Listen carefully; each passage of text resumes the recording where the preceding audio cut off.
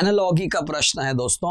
11 का जैसे 13 से कनेक्शन है कोई ना कोई प्रकार से, 17 का किससे कनेक्शन होगा, यही तो पूछा है हमसे दोस्तों। अगर आप देख सकते हैं 11 का 13 सिर्फ इतना सा काम है कि हमने +2 किया है, ठीक उसी प्रकार से 17 के साथ अगर मैं +2 करता हूं तो 19 हो जाता है। अब इसमें बहुत ज्यादा मुश्किल कहां है बताइए जरा।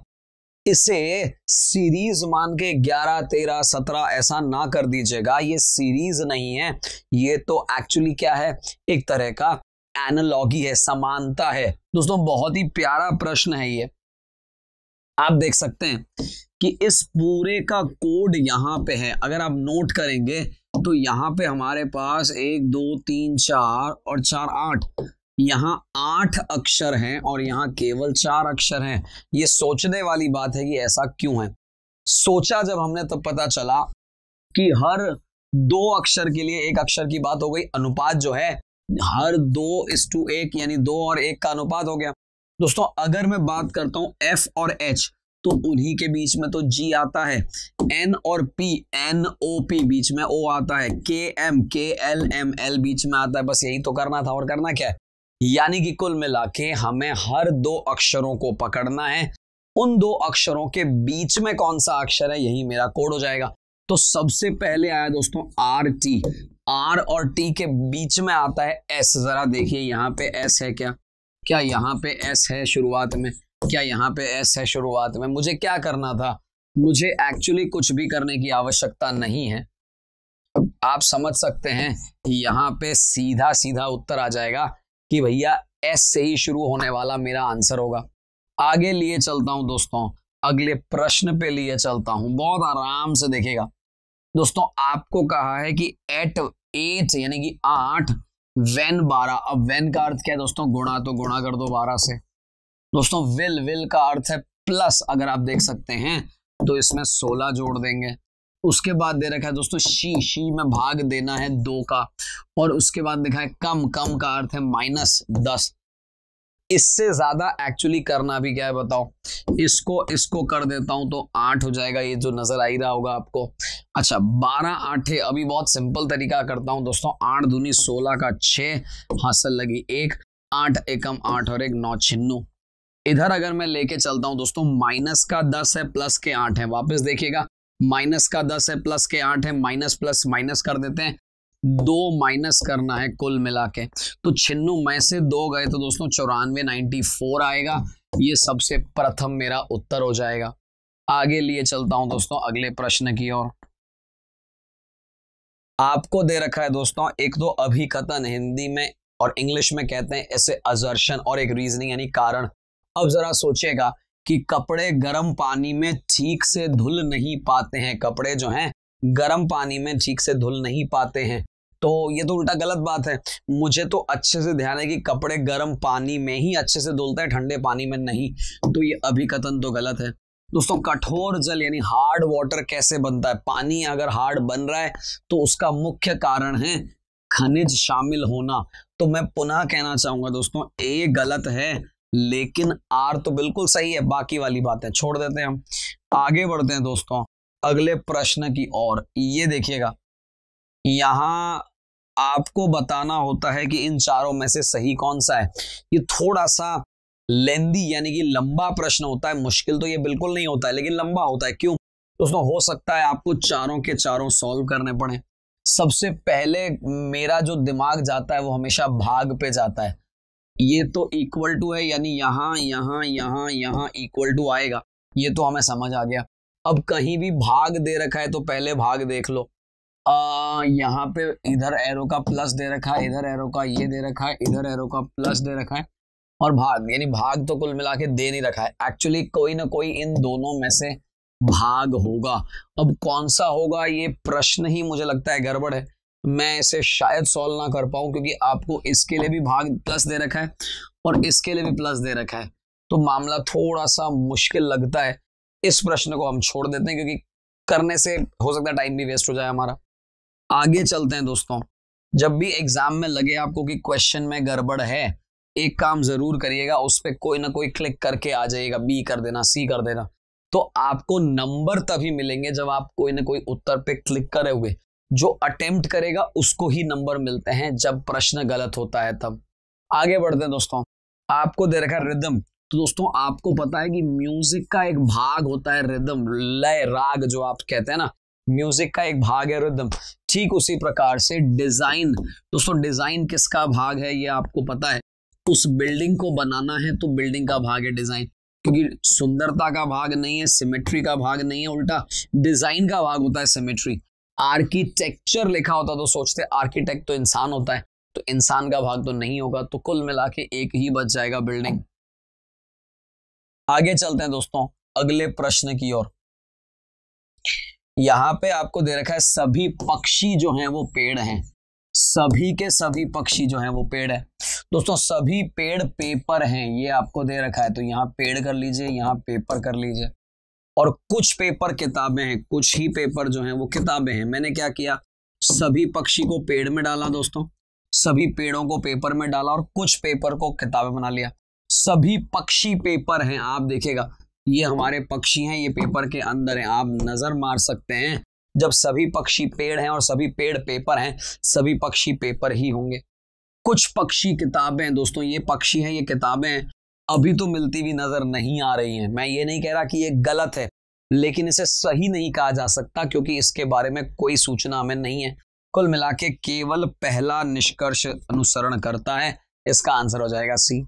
हमेशा ध्यान रखें दोस्तों उत्तर भी ऊपर नीचे होते हैं, ये ध्यान रहे दोस्तों। आपको कहा है कि अव्यवस्थित अक्षरों को, मैं यहाँ पे कहना चाहूंगा, मैं पहले भी एक दो बार कह चुका हूं, पहले इसके लिए अंग्रेजी आनी चाहिए। अंग्रेजी आएगी तो रीजनिंग अपने आप आ जाएगी।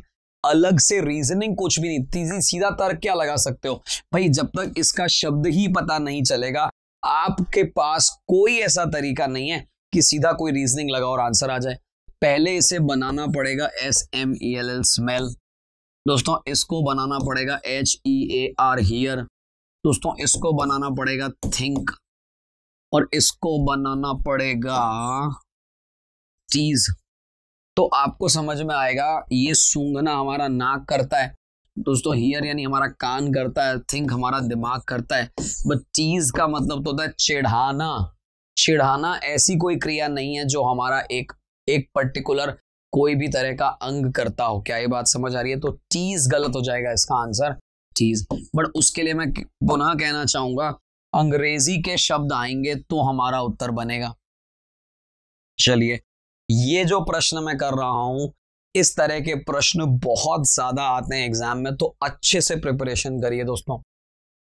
आपको दे रखा है 15 और माइनस दे रखा है दोस्तों, माइनस का अर्थ है गुणा, यानी 15 गुणा 3 करेंगे। फिर दे रखा है प्लस, प्लस का अर्थ आपको दे रखा है माइनस, तो यहाँ पे माइनस का 10 हो जाएगा दोस्तों। उसके बाद दे रखा है गुणा, और गुणा का अर्थ है भाग, यानी भाग 5 देना पड़ेगा, और भाग का अर्थ है प्लस, यानी यहाँ पे 5 आ जाएगा। ऐसा कि आप देख सकते हैं यहाँ 2 हो जाएगा, जैसा कि यहाँ आप देख सकते हैं 45 हो जाएगा। और ये प्लस का 5 है, माइनस का 2 है, प्लस का 5 माइनस का 2 यानी माइनस प्लस का 3, इसमें प्लस का 3 ऐड करने से 48 हो जाता है, जो कि मेरे पास ऑप्शन में भी दे रखा है। मैंने गलती कहाँ कर सकता हूं बता दूं आपको, अगर आप बॉड मास को फॉलो ना करें। हम सबसे पहले बॉड मास में डिवाइड करते हैं, उसके बाद गुणा करते हैं, फिर प्लस माइनस को देखते हैं अच्छे तरीके से। आगे चलते हैं दोस्तों अगले प्रश्न की तरफ। ये देखिएगा बहुत ही बढ़िया एक ब्लड रिलेशन का प्रश्न आया है, सॉल्व करने का, हल करने का प्रयास करेंगे हम दोस्तों। एक परिवार में 6 सदस्य है, चित्रा राकेश की बहन है दोस्तों। ये राकेश है मेरा और ये चित्रा उसकी बहन है, यानी माइनस हो जाएगा दोस्तों। उसके बाद बद्री एनिया के पति का भाई है, वापस देखिएगा बद्री जो है एनिया के पति का भाई है, इसको अलग से लिख देता हूं एनिया, और एनिया का एक कोई पति है और उसका भाई कौन है दोस्तों? बद्री है। आगे क्या दे रखा है दोस्तों? दिलीप अरुण का पिता है। अब दिलीप अरुण का पिता है और राकेश का दादा है, तो राकेश का दादा है, तो दिलीप जो है अरुण का पिता है, यानी यहां अरुण आ जाएगा और अरुण के ऊपर दिलीप आ जाएगा। बात को समझे कि नहीं समझे आप? दिलीप अरुण का पिता है, दिलीप अरुण का पिता है और राकेश का दादा है, राकेश का दादा हो गया दोस्तों। परिवार में 2 पिता 3 भाई और 1 माँ है, परिवार में ध्यान से अगर आप देखेंगे तो 3 भाई आने चाहिए, एक माँ आनी चाहिए। एक माँ आनी चाहिए तो दोस्तों वो तो एनिया हो जाएगी। अब एनिया दे रखी है आपको और बद्री दे रखा है आपको, तो कैसे कनेक्ट करेंगे जरा समझते हैं इसे हम। दोस्तों यहां अगर मैं देखता हूं एनिया का जो भी पति होगा वो बद्री का भाई होगा, तो आप ये कंफर्म नहीं कह सकते हैं कि एनिया दिलीप की पत्नी होगी या एनिया अरुण की पत्नी होगी। ऐसा नहीं कहा जा सकता, क्योंकि दोस्तों 3 भाई तो वो किसी का भी, बद्री जो है अगर अरुण का भाई भी हो सकता है और दिलीप का भाई भी हो सकता है। माता जो एनिया है वो अरुण की माता भी हो सकती है और राकेश की माता भी हो सकती है। अगर हम देखें परिवार में कुल पुरुष सदस्य कितने हैं, तो जैसा कि मैं समझ पा रहा हूं दिलीप, अरुण, राकेश और बद्री 4 पुरुष सदस्य हैं। ये तो क्लियर है दोस्तों।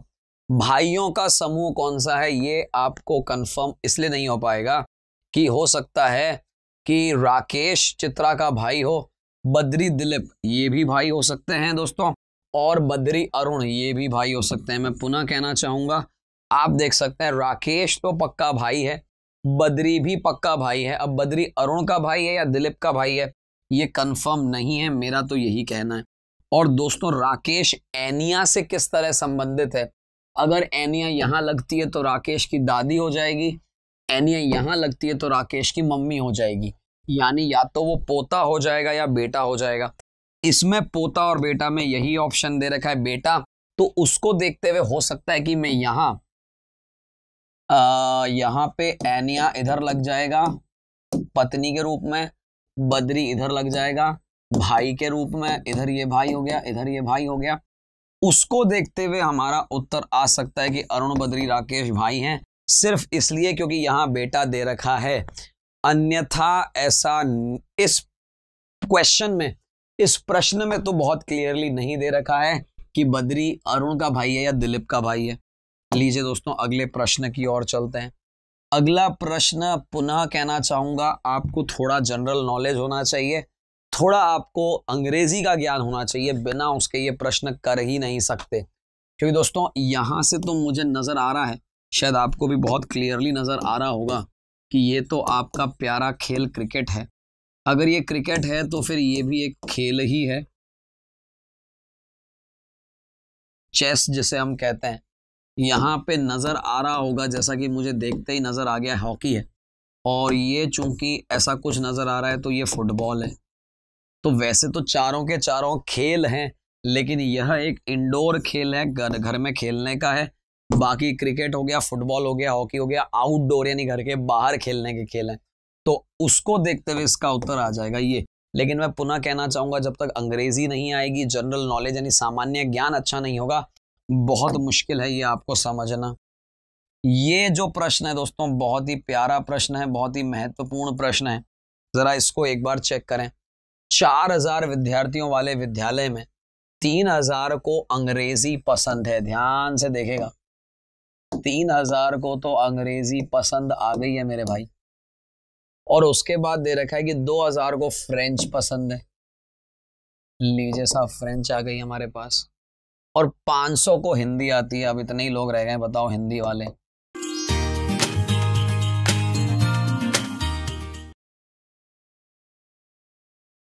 पंद्रह सौ को फ्रेंच और अंग्रेजी दोनों पसंद है दोस्तों। उसके बाद है 300 को फ्रेंच और हिंदी, और उसके बाद दे रखा है 200 को अंग्रेजी और हिंदी, और तीनों को मिला के यहां जो वैल्यू आ रही है वो है 50। जो दे रखा है वो लिख दिया, अब तो काम आसान हो गया हमारा।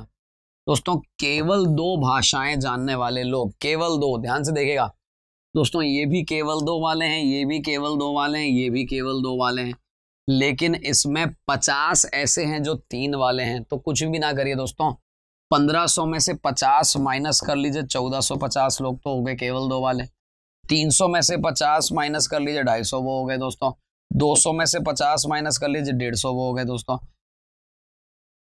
5 तिया 15 का 1 4 और 1 5, 5 और 2 7 और 1 8 और 1850। क्या ऐसा कोई वैल्यू दे रखी है हमें?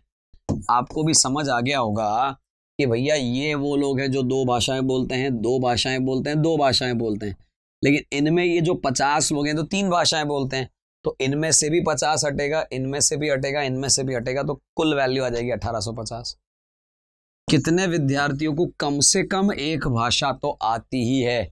कम से कम एक भाषा आना ही आना है दोस्तों। कम से कम में क्या करोगे आप? बहुत सिंपल सी भाषा है भाई। आप एक काम करो, 300 को जोड़ दो, 200 को जोड़ दो और 500 को जोड़ दो, तो 2000, 3000, 5000, 5000 और 500, यानी कुल लोग तो हो गए 5500। उसमें से ये वाले लोग जो कॉमन है उन्हें हटा देंगे, तो कुल मिला के 1500 और 300, 1500 और 300 हो गए आपके 1800, 1800 और 200 2000। इसमें से 2000 लोगों को तो माइनस कर देंगे अपन। क्या ये बात समझ आ रही है? उसके अलावा आपको माइनस करना पड़ेगा, तो 5500 में से 2000 माइनस करते ही हमारे पास आंसर आ जाएगा 3500। बस सिंपल है, कुछ भी नहीं करना है आपको भाई। आपको दे रखे हैं कुल ये हमारे लोग हो गए, उनमें से ये जो रिपीट हो रहे थे उनको हटा दिया। अब आखिरी क्वेश्चन दोस्तों, तीनों में से एक भी भाषाएं नहीं आती है दोस्तों, तीनों में से एक भी भाषा नहीं आती है, ऐसे लोगों को निकालना है। कुल मिला के दोस्तों हमारे पास लोग हैं 4000। 4000 में से 3500 ऐसे लोग हैं जिन्हें कम से कम कोई ना कोई भाषा आती है। मेरी बात को सुनिएगा, 4000 ऐसे लोग हैं जिन्हें कम से कम एक भाषा आती है, और 50 लोग ऐसे हैं जिन्हें तीनों भाषाएं आती हैं। तो इनमें से अगर उन्हें घटा देंगे तो हमारे पास कुल 4000 में से 3550 ये घटा देंगे, तो पीछे बचेगा दोस्तों 450। ये हमारे कुल लोग हो गए। आगे बढ़ते हैं दोस्तों अगले प्रश्न की ओर। दोस्तों भारतीय संविधान जो है 26 जनवरी 1950 से लागू हुआ। उसका कारण है कि 26 जनवरी को गणतंत्र दिवस के रूप में मनाया जाता है। ध्यान से देखिएगा, ये बात अपनी जगह पे सही है और ये बात अपनी जगह पे सही है, ये दोनों अपनी जगह पे सही है। अगर मान लो ये अभिकथन होता और ये कारण होता तो भी दोनों सही हो जाते। मतलब ये अभिकथन होता और इसका कारण ये होता तो समझ आ जाता कि भैया 26 जनवरी को क्यों मनाते हैं, क्योंकि उस दिन से संविधान लागू हुआ है। लेकिन ये कहना कि साहब लागू हुआ है इस कारण, उसका कारण ये है, ये गलत हो जाएगा। यानी दोनों सही तो हैं, ए और आर, लेकिन आर ए की उचित व्याख्या नहीं है, ये बात कंफर्म है। आगे लिए चलते हैं दोस्तों अगले प्रश्न की ओर। आप देख सकते हैं एक और बढ़िया प्रश्न आया है दोस्तों। आप देख सकते हैं एवरेस्ट एक पीक है, ठीक उसी प्रकार से यमुना भी एक रिवर है, स्पैरो भी एक बर्ड है, जुपिटर भी एक प्लैनेट है। आप नजर मार सकते हैं, यमुना एक नदी है, कोई गलत नहीं कह रहा। स्पैरो एक बर्ड है, यानी कि आपका जो पक्षी है, स्पैरो आपको जिसको चिड़िया कहते हैं वो एक पक्षी है। चिल्का एक लैक है, ये एक गलत आंसर है। बाकी तो तीनों ही अपनी जगह पे सही हैं। यमुना भी रिवर है, स्पैरो भी बर्ड है, जुपिटर भी प्लैनेट है, ये तीनों ही सही उत्तर हैं। मुझे लगता है क्वेश्चन में कुछ गड़बड़ है। बाकी तो एवरेस्ट जिस प्रकार से पीक है, उस पीक का नाम एवरेस्ट दे दिया गया है, ठीक उसी प्रकार से यमुना भी रिवर दे दी गई है, और स्पैरो को बर्ड कहा गया और जुपिटर को प्लैनेट कहा गया। ये आप कह सकते हैं, ठीक है ना। आगे बढ़ते हैं दोस्तों। देखिएगा बड़ा ही प्यारा प्रश्न है, इस बार आपको मजा आएगा करने में दोस्तों। माइनस का अर्थ हो गया है गुणा, क्योंकि 20 माइनस 10 200 हो रहा है दोस्तों। 8 प्लस अगर 4 करूंगा तो ही 12 आएंगे। 6 में से माइनस करूंगा 2 तभी 4 आएंगे। देखिएगा आपको दे रखा है सबसे पहले 100 माइनस 10, तो माइनस को हमने देखा गुणा कर सकते हैं, तो ये 10 हो गया दोस्तों। फिर गुणा की वैल्यू आपको दे रखी है माइनस, तो यहाँ पे माइनस कर दिया 1000। यहाँ दे रखा है डिवाइड, यानी यहाँ प्लस कर दिया हमने दोस्तों। इसके बाद दे रखा है डिवाइड का, तो हमने लिख दिया प्लस, और उसके बाद लिखा 1000। उसके बाद जो प्लस है, प्लस का दे नहीं रखा है, आप देख सकते हैं प्लस का कोई मीनिंग नहीं दे रखा है, बट जो बच गया है उसे मैं मान लेता हूँ कि ये होगा। और उसके बाद गुणा को माइनस करके 10 कर दिया गया दोस्तों। यहाँ 0 से 0 कट गया, तो हमारे पास बचता है +10 और -10। +10 और -10 को तो 0 कर देते हैं। आप देख सकते हैं यहाँ +10 और यहाँ -10 दोस्तों। यहाँ पे देखता हूँ आ जाता है हमारे पास 1000, और यहाँ भी आ जाता है 1000। कुल मिला के 1000 माइनस 1000 इक्वल टू 0 हो गया ये हमारा। आगे लिए चलते हैं दोस्तों अगले प्रश्न की ओर। एक एक प्रश्न को यहाँ पे मेरा प्रयास है कि मैं सॉल्व करवा रहा हूँ। ध्यान से देखिएगा दोस्तों, आपको टेबल का कोड दे रखा है, आपको चेयर का कोड दे रखा है, दोनों का कोड दे रखा है, आपको टीचर का कोड निकालना है। तो टीचर के लिए पहले तो आर, रहने दो आर को चेक क्यों करें, लास्ट में सबके 2 है। पहले ये देख लें कि कहाँ डिफरेंस है। शायद आपको नजर आ रहा होगा जो मुझे नजर आ रहा है। आप ये समझ सकते हैं कि सबसे पहले ई का कोड देख लेते हैं दोस्तों। ई का कोड है आखिरी कोड टेबल का, यानी कि 3 आएगा, मतलब ये दोनों तो बिल्कुल ही गलत हो गए हमारे। क्या ये तरीका समझ आ गया हमारे को? अब यहाँ अगर आप देखें पीछे से तीसरे नंबर पे दोनों में फर्क है। पीछे से तीसरा अगर आप देखेंगे, पीछे से तीसरा है एच, पीछे से तीसरा जो है चेयर का आगे से दूसरा है, यानी कि 1 आएगा। 1 आएगा मतलब ये गलत हो जाएगा और ये उत्तर हो जाएगा। आपने तरीका समझा? तरीका बहुत ज़रूरी है दोस्तों, तरीका सबसे ज़्यादा ज़रूरी है। वो अगर समझ आ गया तो एग्जाम में कोई भी क्वेश्चन आप कर पाएंगे। अगले प्रश्न पे लिए चलता हूं दोस्तों। कार्बन डाइऑक्साइड में वृद्धि से ध्रुवीय बर्फ पिघल जाएगा। बिल्कुल सही कह रहे हैं कि कार्बन डाइऑक्साइड जितना बढ़ेगा उसमें वृद्धि जो होगी वो ध्रुवीय बर्फ को पिला देगी। दोस्तों वैश्विक तापमान में वृद्धि होगी। दोस्तों वैश्विक तापमान में वृद्धि होगी, यही तो कारण है कि कार्बन डाइऑक्साइड जो है उसको बढ़ा देगा। यानी मुझे ऐसा लगता है कि दोनों सही हैं और दोनों जो हैं उसका उचित व्याख्या भी दे रहे हैं। ये मुझे लगता है कि बहुत ही आसान प्रश्न होता है एग्जाम के पॉइंट ऑफ व्यू से। अगर मैं चलूं बी की वैल्यू 2, के की 11 मालूम है मुझे, मैन की 0 है। यहाँ अगर आप समझेंगे तो मैन की वैल्यू 0 आ रही है, जबकि के की वैल्यू 11 आ रही है। तो मैन की एक्चुअल वैल्यू अगर आप देखेंगे तो कितनी आ रही है, आपको समझ आवे भाई? मैन में ये 13 है, ये 1 है और ये 14 है। अब इन सबको अगर मैं जोड़ता हूं तो दोस्तों 13 और 1 14, 14 और 14 होते हैं 28। अब 28 की वैल्यू 0 कैसे आई है उसको समझने के लिए पहले सिन की वैल्यू समझ लें दोस्तों। सिन आता है दोस्तों S 19 पे, I आता है 9 पे और N आता है आपका 14 पे। तो दोस्तों इसको भी अगर मैं जोड़ूंगा तो गड़बड़ हो जाएगा मामला। तो हम एक काम करते हैं, दूसरा दिमाग लगाते हैं। भाई मुझे अगर इसकी वैल्यू को 0 लाना है तो ऐसा भी तो कर सकता हूं कि इन दोनों को एक जगह प्लस और एक जगह माइनस कर लूं। 13 और 1 14, माइनस 14 0 हो गया।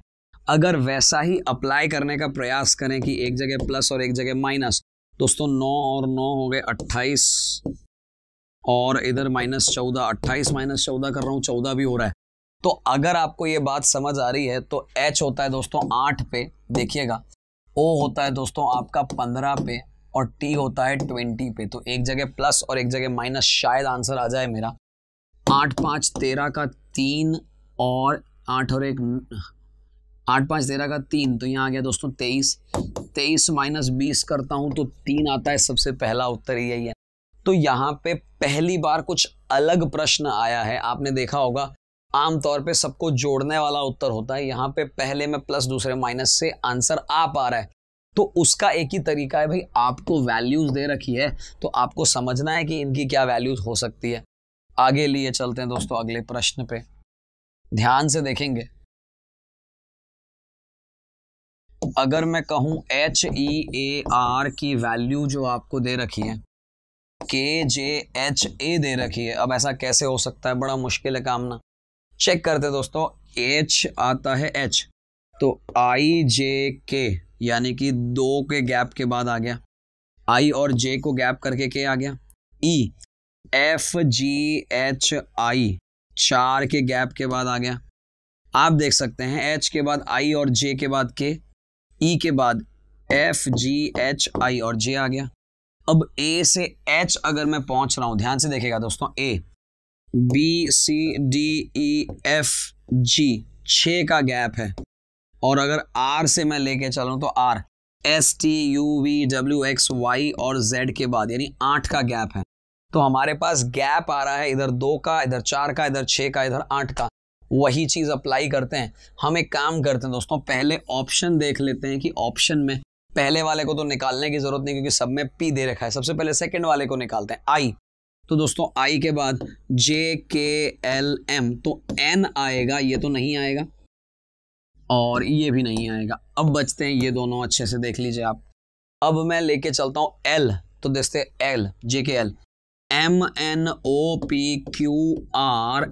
आएगा। S आएगा मतलब ये सही है और ये गलत हो गया। हमने क्या किया, हमने कुछ भी नहीं किया दोस्तों। यहां 2 के बाद देखना था तो P पहले ही दे रखा था। I देखना था दोस्तों तो I के बाद 4 का गैप देखना था। 4 का गैप देखा तो 2 कैंसिल कर दिए, और फिर L को देखा तो 2 और कैंसिल कर दिए और आंसर आ गया। लीजिए दोस्तों अगले प्रश्न की ओर। तो यहाँ हमारे प्रश्न ही सारे समाप्त हो जाते हैं, एक और प्रश्न पत्र पूरा कंप्लीट हल हो जाता है, और इसी तरीके से आगे बढ़ते चले जाएंगे लगातार।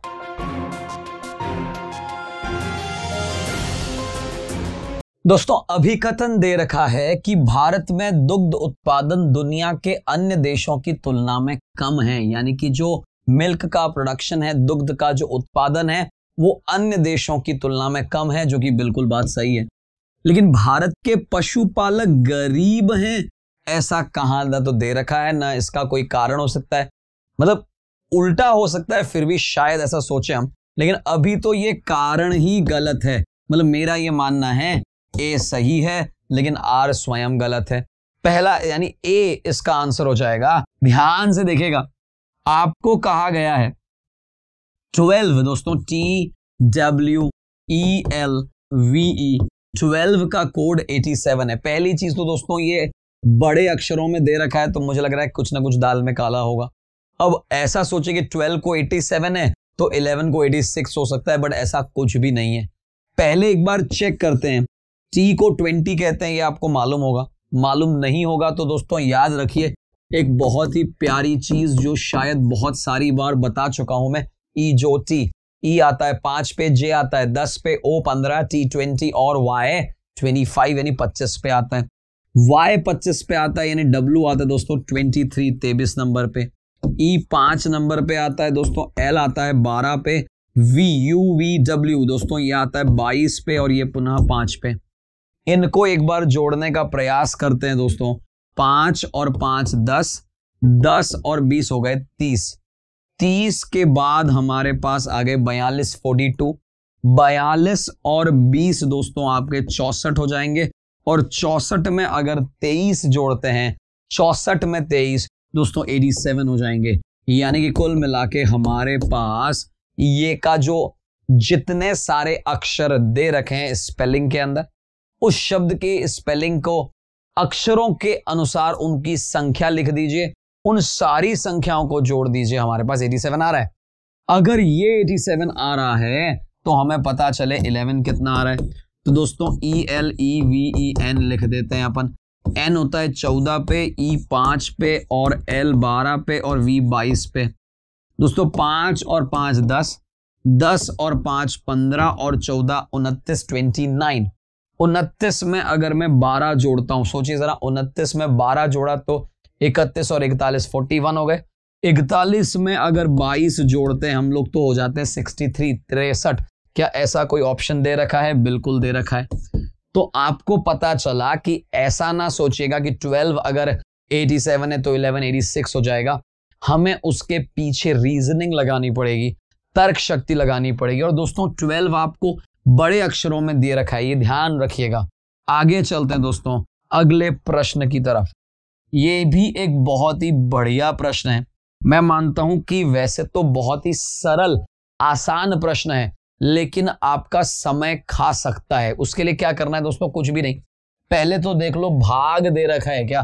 प्लस दर्शाता है भाग दोस्तों, प्लस दर्शाता है भाग, प्लस दर्शाता है भाग और प्लस दर्शाता है भाग, प्लस दर्शाता है भाग। अब आप बात को समझ रहे हैं मेरी? मैं ऐसा चाहूंगा कि ये 3/2 वाले पंगे में तो ना फंसूं। या तो ए या डी को पहले ट्राई करना चाहिए। तो सबसे पहले ए को ही कोशिश कर लेते हैं दोस्तों।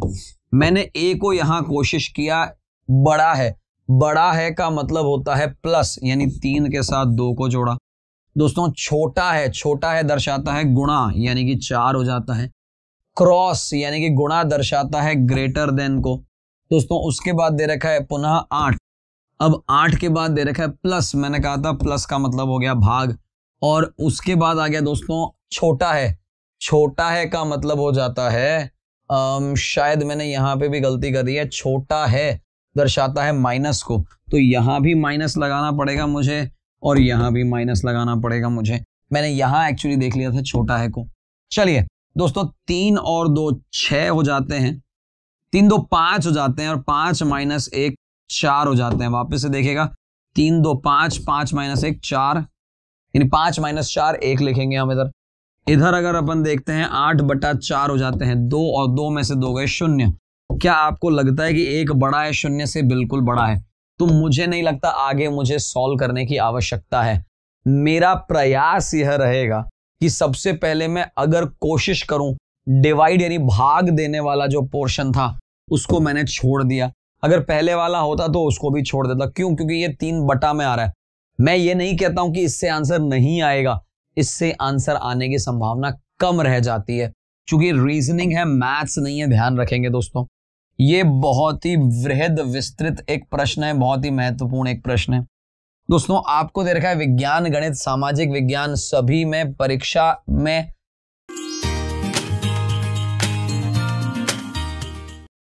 बैठने वालों की संख्या है 450, तो कुल 450 है, ये आपको दे रखा है।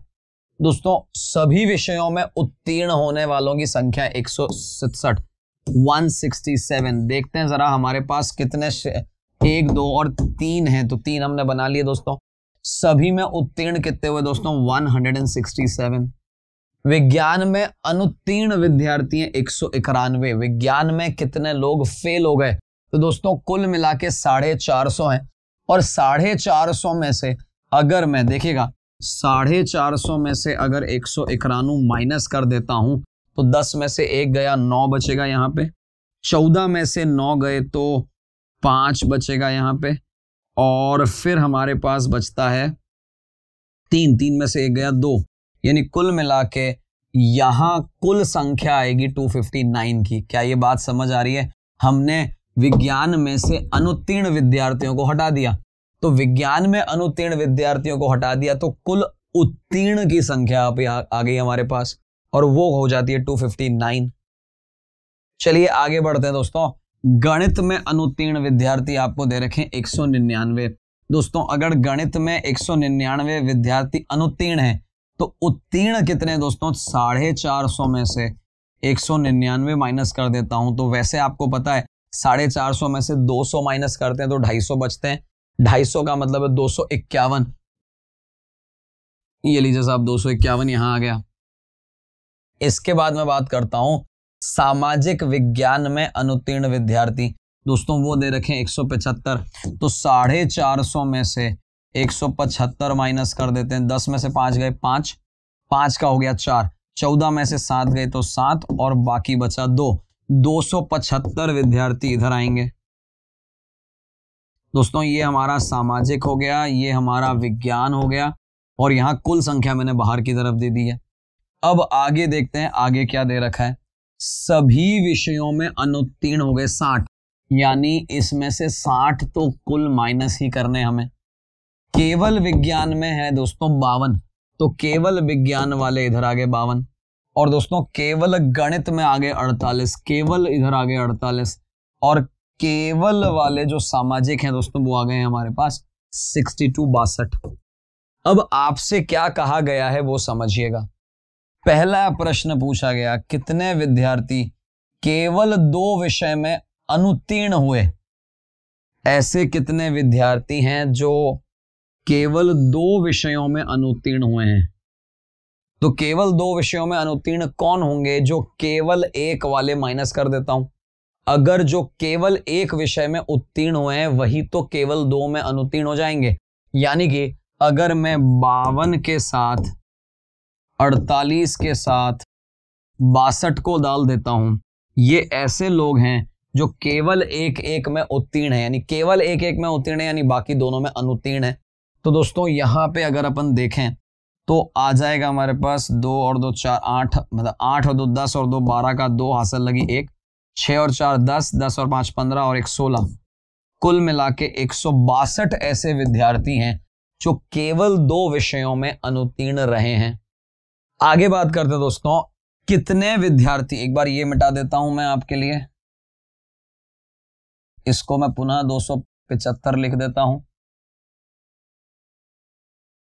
अब देखिएगा दोस्तों, कितने विद्यार्थी कम से कम एक विषय में उत्तीर्ण हुए हैं।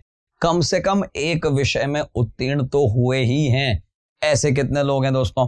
तो अभी हमें क्या करना होगा, कम से कम एक में उत्तीर्ण होने के लिए ध्यान से देखिएगा दोस्तों, मेरे पास कुल विद्यार्थी थे 450 और 450 में से 60 ऐसे विद्यार्थी थे जो सभी विषयों में अनुत्तीर्ण हो गए। तो दोस्तों अगर मैं इस 450 में से ये 60 घटा दूं तो मेरे पास आता है 390, जो कि ऐसी एक संख्या होगी जो कम से कम एक में तो उत्तीर्ण हुए ही होंगे, क्योंकि आप देख सकते हैं कुल संख्या ये है और इतने तो सभी में अनुत्तीर्ण है। अगर ये सभी में अनुत्तीर्ण है तो बाकी जो बच गए वो किसी ना किसी एक विषय में कम से कम उत्तीर्ण होंगे ही होंगे, यानी कि 390 इसका उत्तर आ जाएगा। तीसरी चीज दोस्तों, कितने विद्यार्थी गणित तथा कम से कम एक और विषय में उत्तीर्ण हुए हैं। गणित तथा कम से कम एक और, दोस्तों अगर आप देखें केवल गणित में अनुत्तीर्ण विद्यार्थी हैं 199। तो दोस्तों आपको कहा है कि कितने विद्यार्थी हैं जो गणित तथा कम से कम एक। देखिए दोस्तों, कुल विद्यार्थी जो गणित में पास हुए हैं वो 251 है। मेरी बात को समझिएगा, कुल ऐसे विद्यार्थी जो गणित में पास हुए हैं वो 251 है, ये आपको दे रखा है। अब 251 में से केवल गणित वाले कितने दोस्तों? 48। केवल गणित वालों को हटा देंगे तो बाकी वो ही बचेंगे जो साथ वाले हैं किसी के। तो इधर में से देखूं 11 में से 8 गए तो 3 बचे, यहां 0 रह गया और 200। कुल मिला के 203 ऐसे विद्यार्थी हैं जो गणित तथा कम से कम एक में। तो दोस्तों आपने देखा, बहुत ही प्यारा प्रश्न था और इसका एक्सप्लेनेशन भी बुक में पूर्ण रूप से नहीं दे रखा है। तो मैंने प्रयास किया एक एक बात को आपको समझाने का, एक एक आंसर तक लेके जाने का। एग्जाम में अगर ये प्रश्न आता है तो पहले इसको देख के ये तैयार कर लीजिए, जिससे कि आपका कॉन्फिडेंस बढ़ जाए। आगे लिए चलता हूं दोस्तों अगले प्रश्न की ओर। ये वाला जो प्रश्न है ये जब भी आता है एक बात जरूर कहता हूं, अंग्रेजी का प्रश्न है, रीजनिंग का कम, पहले अंग्रेजी आनी चाहिए। यानी कि अगर मुझे इसको देखते से ही वॉक याद आ रहा है यानी मेरी अंग्रेजी दुरुस्त है। दोस्तों इसको देखते तो आपको सभी को रन याद आ जाना चाहिए। ये जब ऐसे ही शब्द चल रहे हैं तो यहाँ पे स्लीप हो जाएगा और वैसे यहाँ आपको नजर आ रहा है कि जंप आएगा। तो वैसे तो चारों के चारों वर्ब है, चारों के चारों ऐसी क्रियाएं हैं जो मनुष्य करता है, लेकिन दोस्तों यहाँ पे वो एक्टिव रहता है, यहाँ पे भी एक्टिव रहता है और यहाँ पे भी एक्टिव रहता है। यह एकमात्र ऐसी क्रिया है जहां पे वो एक्टिव नहीं, पैसिव रहता है, सोया पड़ा रहता है। तो अगर मुझे कहा जाए कि इनमें से अलग कौन सा है तो फिर यही कहलाएगा। आगे लिए चलता हूं दोस्तों अगले प्रश्न की ओर। ये जो प्रश्न है दोस्तों ये भी बहुत महत्वपूर्ण प्रश्न है। इस तरह के प्रश्नों में हमें क्या करना चाहिए, पहले तो जो डेटा दे रखा है वो, उसके अलावा कोशिश ये करनी चाहिए कि गणित के कुल जो है वो स्टार्टिंग में ही जोड़ के रख लो, कहीं ना कहीं डेफिनेटली काम आने वाले होंगे। तो आपको दे रखा है दोस्तों 7 और 2 9, 9 और 3 12, 12 और 5 अगर मैं करूं तो 17 का 7 आ जाएगा। इसको ऐसे नहीं लिख के मैं यहां पे लिख देता हूं गणित। गणित में मेरे पास 17 का 7 आ गया, हासिल 1 लगी, 5 और 1 6 और 4 10 और 5 15 और 3 18, 187 गणित में आ गए दोस्तों। इसके बाद अगर मैं बात करता हूं भौतिकी, तो भौतिकी में आप देख सकते हैं 5 और 2 7, 7 और 2 9 का 9 आ गया दोस्तों, 6 और 6 12, 7 और 7 14, 14 और 12 अगर मैं जोड़ता हूं तो हो जाते हैं 26। उसके बाद बात करता हूं दोस्तों रसायन की। तो रसायन में अगर आप देखें 2 और 2 4, 4 और 6 10, 10 और 8 18 का 8 हासिल लगी 1, 6 और 6 12, 12 और 9, 12 और 9 गए आपके 21, 218 इधर आ गया रसायन में। वनस्पति विज्ञान दोस्तों, वनस्पति विज्ञान में देख सकते हैं आप 8 और 8 और 8, मतलब कुल मिला के 8 दिया 24 का 4 आ जाएगा। फिर उसके बाद बात करते हैं 2 तो 4 और 2 6, 6 और 3 9, 9 और 3 12, 12 और 5 17, 174 आ जाएंगे दोस्तों। और आखिरी में बच गया दोस्तों जीव विज्ञान। जीव विज्ञान में अगर मैं लेता हूं दोस्तों तो हमारे पास 7 और 5 12, 12 और 6 आपको नजर आ रहा होगा, 18 का 8 हासिल लगी 1, 4 और 1 5, 5 और 3 8, 8 5 13, 13 और 6 198। तो हमने क्या किया, पहले तो इन सभी को जोड़ के रख दिया। दोस्तों मैं तो चाहूंगा एक काम और करें, इनको भी आपस में जोड़ के रख दें। दोस्तों 5 और 2 7, 7 और 2 9, 9 और 7 16 का 6 हासिल लगी 1, 5 और 1 6, 6 12, 6 18, 18 और 4 22 और 4 22 और 4 आपके हो गए 26। इधर देखें दोस्तों 5 और 2 7 और 2 9 और 7, 9 और 7 16 और 8, 16 और 8 हो गए 24 का 4 हासिल लगी 2, 4 और 2 6 और 6 12, 12 और 5 17, 17 और 6 17 और 6 आ गए आपके 17 और 6 23। इधर चलते हैं दोस्तों आगे, 3 और 6, 6 और 4 10, 10 और 9 19, 19 और 3 22 का 2 हासिल लगी 2, 5 और 2 7, 7 और 7 14, 14 और 4 18, 18 और 3 21 और 5 26। लास्ट वाला भी कर ही देते दोस्तों, 2 और 2 4, 8 और 2 10, 10 और 7 17, 17 और 2 19, 19 और 5 24 का 4 हासिल लगी 2, 3 2 5, 5 और 5 10 और 5 15, 15 और 5 20 और 1 21, 21 और 7 284। अब देखिए कितना आसान हो जाता है काम। सभी चारों कॉलेज के प्रदर्शन को एक साथ ध्यान में रखते हुए किन समूहों का संयोजन सबसे कम सफल होगा। दोस्तों रसायन और वनस्पति, ये रहा रसायन, ये रहा वनस्पति, और भौतिक और रसायन, भौतिक और रसायन तो बहुत बड़ा नंबर आ जाएगा।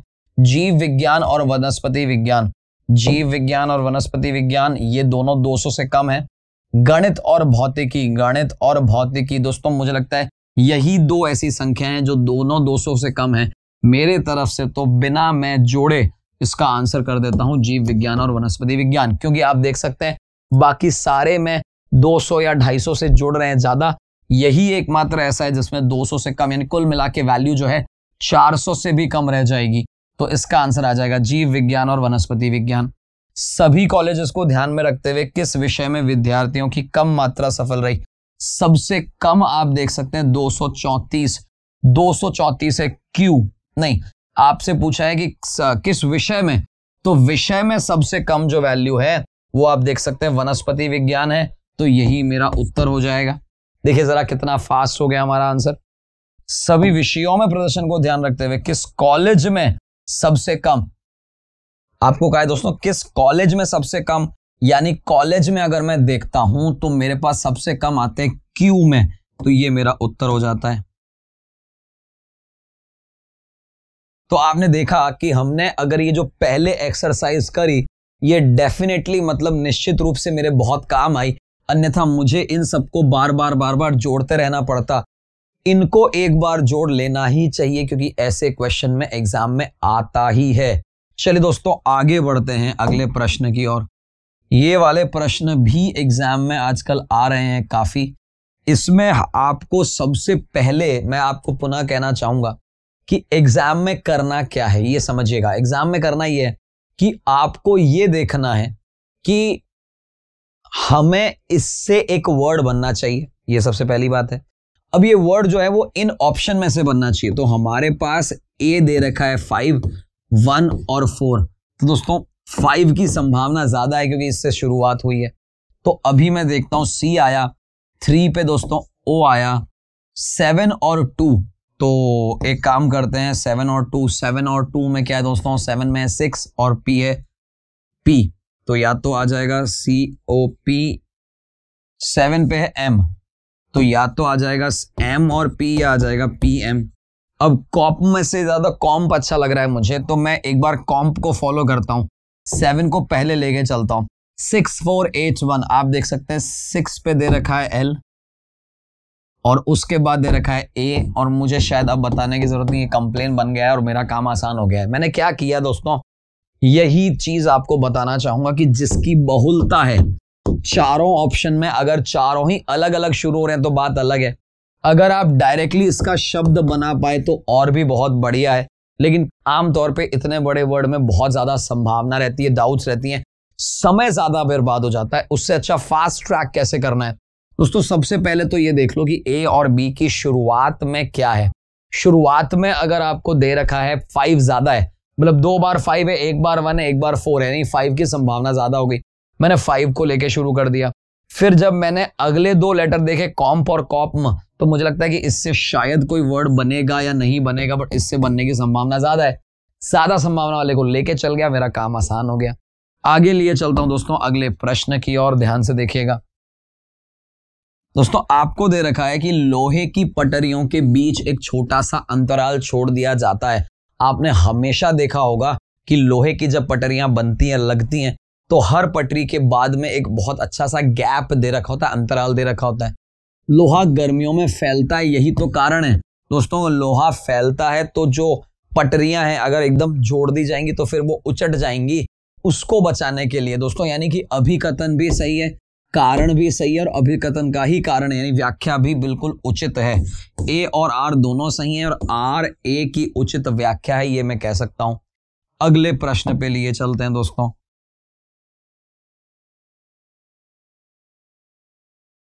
यहां पे देखिएगा दोस्तों, ऐसे को चुने जो अलग है, असंगत है। वैसे तो आमतौर पे इस तरह के क्वेश्चन में ये होता है कि आप इनका एक अंग्रेजी वर्ड बनाइए और शब्दों में डिफरेंस देखिए। यहां वैसा कुछ नहीं दे रखा है, बट एक चीज मैं देख पा रहा हूं दोस्तों, सारे के सारे 5 लेटर वाले हैं, और दोस्तों पांचों लेटर के अंदर कुछ ना कुछ एक बार आपको एक वॉवल तो मिल ही रहा है, इसको छोड़ के। तो मुझे लगता है यही उत्तर होगा, बाकी एक्चुअली में कोई तरह का उत्तर मुझे नजर आ नहीं रहा है। आगे चलते हैं दोस्तों अगले प्रश्न की ओर। ये जो प्रश्न है ये आपके एग्जाम में जरूर आते हैं, आते रहे हैं। ऐसा एक भी पेपर मैंने नहीं देखा जहां कम से कम 2 या 3 सवाल केवल मात्र मैथमेटिकल ऑपरेशन से हों। दोस्तों इसको तो बस बहुत सिंपल से सॉल्व करना है, और जितना आसान आप कर सकते हैं उतना आसान रखिएगा तो ही मजा आएगा, नहीं तो बॉस बहुत ज्यादा मुश्किल हो जाएंगी आपके लिए, मैं बता सकता हूं। मैंने यहां पे क्या किया, जो भी दे रखा है उसको लिख दिया, अब मान निकालना है मुझे। दोस्तों ये तो हो गया 40, दोस्तों ये हो गया आपका 16 माइनस 6, दोस्तों 16 माइनस 6 हो जाते हैं आपके 10, और 40 में 10 जोड़ते ही हो जाते हैं 50। बस और कुछ भी नहीं किया मैंने जो दे रखी थी वो संख्याएं सारी लिख दी, काम चल गया मेरा। अगला प्रश्न आपके सामने दोस्तों, ये वाला भी प्रश्न बहुत ही सिंपल होता है। आपको देखना होता है कि भैया पेरिस दे रखा है और पेरिस का कोड दे रखा है KZIRH। मैं एक बात समझता हूं दोस्तों, अगर A का कोड Z दे रखा हो तो केवल 2 ही रास्ते हो सकते हैं, या तो A-1 करके Z पे आ जाऊं, या फिर A का उल्टा क्रमांक Z होता है। मेरी बात को समझिएगा, अगर मेरे इस सीरीज को आप लगातार देख रहे हैं तो उल्टा क्रमांक आपको पता ही होगा। उल्टे क्रमांक से मेरा मतलब है कि अगर A शुरुआत से 1 नंबर पे आता है तो Z पीछे से 1 नंबर पे आता है। ठीक उसी प्रकार से आपको यहां इन दोनों चीजों से बहुत एकदम स्पष्ट नजर आ जाएगा कि R का I बना है, I का R बना है, यानी संभावना यही जताई जा सकती है कि रिवर्स हो। अगर याद है तो बहुत बढ़िया कि R का उल्टा I होता है, ये मुझे पता है, लेकिन अगर याद नहीं भी है तो मुझे ध्यान दोस्तों, R आता है 18 पे और 9 आता है I, ठीक है ना। आपको एक तरीका बताया था कि 27 में से आप एक्चुअल संख्या घटा दीजिए, उल्टी संख्या आ जाएगी। 27 में से 18 गए 9, तो आप देख सकते हैं 9 ही आ रहा है। 27 में से 18 गए तो 9, 27 में से 9 गए तो 18। ये तरीका आपको समझ आ गया, मतलब मैं आपको ये कह सकता हूं कि ये इनके रिवर्स है। रिवर्स यानी उल्टे क्रम में है, जो सीधे क्रम में चलते हैं उसका जस्ट उल्टा, यानी कि Z पहले 1 नंबर पे आएगा, Y 2 नंबर पे आएगा, इस तरीके से। अब हम बात करते हैं दोस्तों, हमारे पास दे रखा है लंदन। लंदन में ऑप्शन के अकॉर्डिंग चलूंगा तो ही मजा आएगा, देखेगा। अगर मैं L का O मान लेता हूं, क्यों मान लेता हूं दोस्तों, क्यों मानूं मैं, क्योंकि आपके चारों विकल्प की शुरुआत O से है। मेरी बात को सुनिएगा, चारों विकल्पों की शुरुआत O से है, यानी L का उल्टा O है। L का उल्टा O है, मतलब O का भी उल्टा L होगा ही होगा। ओ का उल्टा एल होगा तो ये मेरा काम खत्म कर गया और ये भी मेरा काम खत्म कर गया। इस ओ का भी उल्टा एल ही होना चाहिए, ये भी काम खत्म हो गया। बताइए क्या बहुत मुश्किल लगा मुझे? अगर एल का उल्टा ओ है तो ओ का एल होगा और उसके अकॉर्डिंग मेरे पास उत्तर सामने आ गया, मुझे कुछ भी ज्यादा दिमाग लगाना नहीं पड़ा। आगे लिए चलता हूं दोस्तों अगले प्रश्न की ओर। ये प्रश्न है दोस्तों सिलॉजिज्म का। मेरे को याद नहीं कि एक भी पेपर ऐसा आया हो जिसमें सिलॉजिज्म नहीं आई हो। दोस्तों एक एक करके कुछ पेपर पेंसिल हैं तो आप बहुत आराम से कुछ पेपर बनाइए और कुछ पेंसिल बनाइए, बहुत आराम से बनाइए। कुछ पेंसिल रबर हैं ये भी दे रखा है तो ये भी बहुत आराम से बनाइए, और सभी रबर डिब्बे हैं ये भी दे रखा है। तो जो दे रखा है पहले उसको बना लो। यानी कि हमने देखा कुछ पेपर पेंसिल है, पेपर का कुछ भाग पेंसिल के पास है, कुछ पेंसिल रबर है तो पेंसिल का कुछ भाग रबर के पास है, और सभी जो रबर है वो डिब्बे के अंदर है, ये भी नजर आ रहा है। अब कुछ रबर पेपर हैं, देखिए दोस्तों ये रबर है ये पेपर है, अभी तो दूर दूर नजर आ रहे हैं तो कहा नहीं जा सकता। कुछ पेपर डिब्बे हैं दोस्तों, ये पेपर हैं ये डिब्बे हैं, बताओ कहां मिल रहे हैं? अभी तो नहीं कहा जा सकता। तो जो दे रखा है उसके अकॉर्डिंग तो दोनों ही हमारे जो है तर्क वो एक्चुअली तर्क संगत नहीं लग रहे, निष्कर्ष अनुसरण नहीं करते हुए नजर आ रहे हैं। एक एक करके दोस्तों एक एक प्रश्न को अच्छे से हम कर रहे हैं सॉल्व आप लोगों के लिए। आपको दे रखा है दोस्तों अजीत कुमार का पुत्र है। वैसे तो लग रहा है अजीत कुमार का पुत्र है, मतलब अजीत कुमार तो नाम होता ही है, फिर भी आपको समझना पड़ेगा कि अजीत जो है वो कुमार का पुत्र है। और दोस्तों कुमार की बहन सुष्मिता, ये लीजिए साहब, कुमार की बहन सुष्मिता का एक पुत्र दीपक है और एक पुत्री हरिश्मा है। दोस्तों यहां पे आ जाएगा पुत्र दीपक और उसकी सिस्टर यानी कह सकते हैं हरिश्मा। ये हरिश्मा नेगेटिव है, दीपक पॉजिटिव है, सुषमा नेगेटिव है, कुमार पॉजिटिव है और अजीत पॉजिटिव है, ये हमें ध्यान होना चाहिए। बाबू दीपक का मामा है। दोस्तों दीपक का मामा कैसे होगा? कोई दीपक का मामा होगा दीपक का पिता, दीपक की माता और माता का भाई, यानी यहां पे एक और बाबू आ जाएगा जो कि मामा होगा। तो ये आपको सारा के सारा दे रखा है। हरिश्मा बाबू से कैसे संबंधित है आप भी समझ सकते हैं। जब बाबू दीपक का मामा है दीपक का, तो हरिश्मा का भी मामा होगा ही होगा क्योंकि दोनों भाई बहन है, और हरिश्मा का मामा होगा यानी हरिश्मा भांजी हो जाएगी। बाबू के कितने भतीजे भांजे हैं? 1 2 3, कुल मिला के इस क्वेश्चन के अनुसार 3 है हमारे पास। अजीत दीपक से कैसे संबंधित है? दोस्तों अजीत और दीपक ये चचेरे ममेरे भाई हैं, ये यहां पे दे रखा है ममेरे चचेरे मौसेरे भाई। तो कुल मिला के हमने तीनों देख लिए, और मैं ये मानता हूं कि बहुत ही आसान सा एक प्रश्न था, बहुत ज्यादा टफ इसमें कुछ भी नहीं था। लिए चलते हैं आगे वाले प्रश्नों पे। दोस्तों कूटनीति भाषा में ऑर्डिनरी का दे रखा है आपको। अब ऑर्डिनरी के लिए कुछ ना कुछ आपको कोड दे रखा है, जैसा कि ओ के लिए 1 हो गया, आई के लिए आपके पास 6 हो गया, ऐसा कुछ भी। अब रेडियन के लिए निकालना है तो मैं वापस एक ही बात कहना चाहूंगा कि रेडियन का कोड निकालने की जरूरत ही नहीं है आपको। आप कोशिश ये करिए कि रेडियन के लिए जो दिए गए विकल्प हैं उनको देखिए। तो आप देख सकते हैं दोस्तों सभी की शुरुआत में 2 आ रहा है, सेकंड वाला 4 है या 9 है, पहले उसको चेक करते हैं। तो उसके लिए डी नंबर जो है दोस्तों रेडियन का, सॉरी ए, रेडियन का सेकंड नंबर जो है वो ए है। तो आप देख सकते हैं ये दोनों सेम होने चाहिए। तो आप एक बात पाएंगे कि ये तो 9 और 6 है तो कैंसिल हो जाता है, 4 और 9 है ये भी कैंसिल हो जाता है, और 4 और 6 है ये भी कैंसिल हो जाता है। मेरी बात को समझेगा, मैंने ए का कोड ही नहीं निकाला, मैंने ए के कोड को निकाले बिना ही उत्तर दे दिया, क्योंकि दोस्तों शुरू से दूसरा और आखिरी से दूसरा सेम होना चाहिए। शुरू से दूसरा आखिरी से दूसरा सेम नहीं है, शुरू से दूसरा आखिरी से दूसरा सेम है, यहां नहीं है और यहां भी नहीं है। तो जब नहीं है तो फिर मेरा उत्तर भी नहीं होगा। ये आंसर हो गया, मुझे निकालने की जरूरत नहीं पड़ी कि ए का कोड 9 है, अपने आप आ गया। आगे लिए चलते हैं दोस्तों अगले प्रश्न की ओर। यहां हम देखेंगे बहुत ही प्यारा प्रश्न दे रखा है दोस्तों। 11 का 121 स्क्वायर होता है, ये देखते ही नजर आ रहा है। अब 121 का 0 लगा दिया, मतलब ऐसा क्यों किया होगा? हो सकता है इसको 10 से गुणा किया गया होगा, यानी मैंने 11 का स्क्वायर करके इसको 10 से मल्टीप्लाई कर लिया। यानी कि अगर 9 का स्क्वायर 81 करूं तो 810 नहीं आ रहा है, 8 का स्क्वायर 640 करूं तो वो भी नहीं आ रहा है, 6 का स्क्वायर 216 करूं तो भी नहीं आ रहा है, और 7 का 1029 तो बिल्कुल नहीं आ रहा है। हाँ, ऐसा कर सकता हूं कि 11 का स्क्वायर मल्टीप्लाई किया है 11 माइनस 1 से। ऐसा अगर मैं देखता हूं दोस्तों तो 9 का स्क्वायर होता है हमारा, 9 का 729, तो मुझे लगता है देखने की जरूरत ही नहीं है। क्यों नहीं है दोस्तों? क्योंकि 9 का 81 होगा, पीछे 1 आएगा, और 1 को जब 8 से मल्टीप्लाई करेंगे तो आखिरी संख्या 8 होनी चाहिए थी, यहां 9 दे रखी है जो कि पॉसिबल नहीं होगा। 8 को एक बार ट्राई करता हूं दोस्तों, 8 का स्क्वायर होता है 64, और 64 को 8 माइनस 1 यानी 7 से मल्टीप्लाई करके ट्राई करते हैं। 7 चौक 28 का 8 हासिल लगी 2, 7 छंग 42, 43 44 यानी 448, और मजे की बात देखिए यहां भी 448।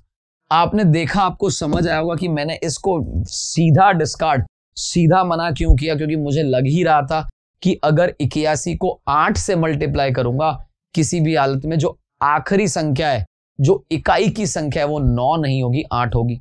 आगे लिए चलते हैं दोस्तों, देखिएगा बहुत ही प्यारा प्रश्न है। बादल को नीला, नीले को बारिश, बारिश को फलाना फलाना फलाना कहते हैं। ये सब नहीं पढ़ना एग्जाम में। आप एग्जाम में सीधा पढ़िए कि भैया ये जो पंछी हैं, ये पंछी कहां उड़ते हैं दोस्तों? पंछी उड़ते हैं आकाश आसमान में। जरा देखें, आकाश आसमान या ऐसा कुछ भी दे रखा है क्या? आपको दे रखा है हवा, और हवा को कहते हैं पीला। तो हवा को अगर पीला कहते हैं तो मुझे इससे मतलब नहीं कि हवा किसको कहते हैं, मुझे केवल इस बात से मतलब है कि हवा को क्या कहते हैं। हवा को पीला कहते हैं, पीला मेरा उत्तर हो गया। एक एक करके दोस्तों प्रश्नों के अंत तक धीरे धीरे पहुंच रहे हैं, और मैंने जैसा कि कहा कि इस तरह के प्रश्न, मैथमेटिकल ऑपरेशन, गणितीय उपयोगिता, इनके जो प्रश्न हैं वो तो लगातार आ ही जा रहे हैं, रुक ही नहीं रहे। सबसे पहले दोस्तों 32, भाग को क्या कहते हैं जरा देखिएगा। भाग को कहते हैं प्लस, यानी इसमें 8 जोड़ दिया जाए। माइनस, माइनस का अर्थ है भाग दो, और गुणा,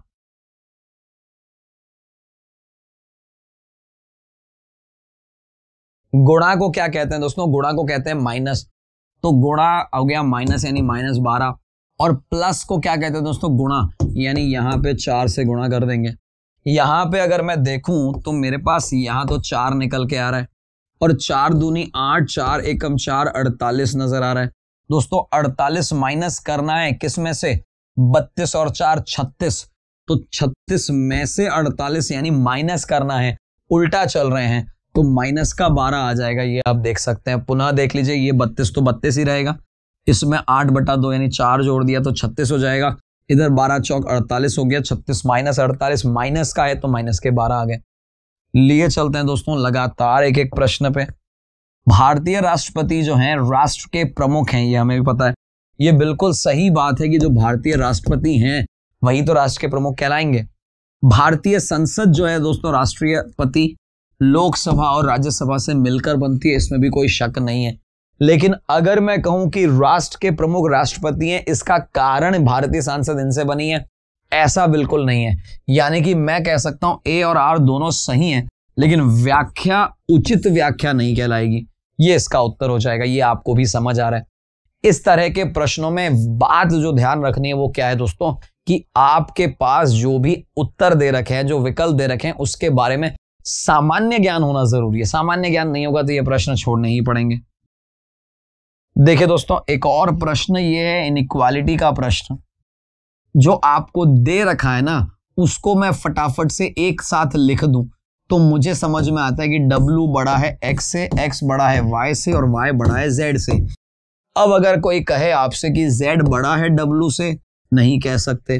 W बड़ा है Z से, निश्चित रूप से कह सकते हैं। W बड़ा है Y से, जरूर कह सकते हैं। X बड़ा है Z से, ये भी कह सकते हैं। प्रश्न में क्या दे रखा है दोस्तों, निश्चित रूप से गलत कौन सा है? तो आप देख सकते हैं जो पहला वाला था वो निश्चित रूप से गलत था, यही उत्तर सही था। गलत होने के बाद भी उत्तर सही यही है। चलिए दोस्तों, आगे बढ़ते हुए आपको ये नजर आ रहा होगा कि जब मैं 0.16 को भागित करता हूं 100 से, आप देख सकते हैं 2 शून्य मुझे लगाने थे तो मैंने 100 से भाग दे दिया, तो यहां पे पॉइंट हटा के या यूं कर दूं, या 2 0 हैं तो 1 0 और 2 0 यहां पे ले आया।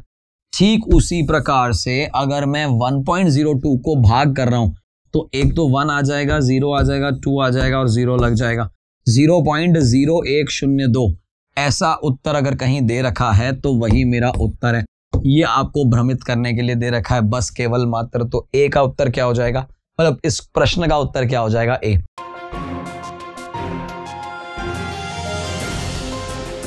दोस्तों यहां आपको एक क्वेश्चन दे रखा है कि अव्यवस्थित अक्षरों को उनके स्वाभाविक क्रम में पुनर्व्यवस्थित करना है। स्वाभाविक क्रम का मतलब क्या है, आपको अंग्रेजी का शब्द आना चाहिए जिस कारण से वो आपको उथल पुथल करके रखा हुआ है।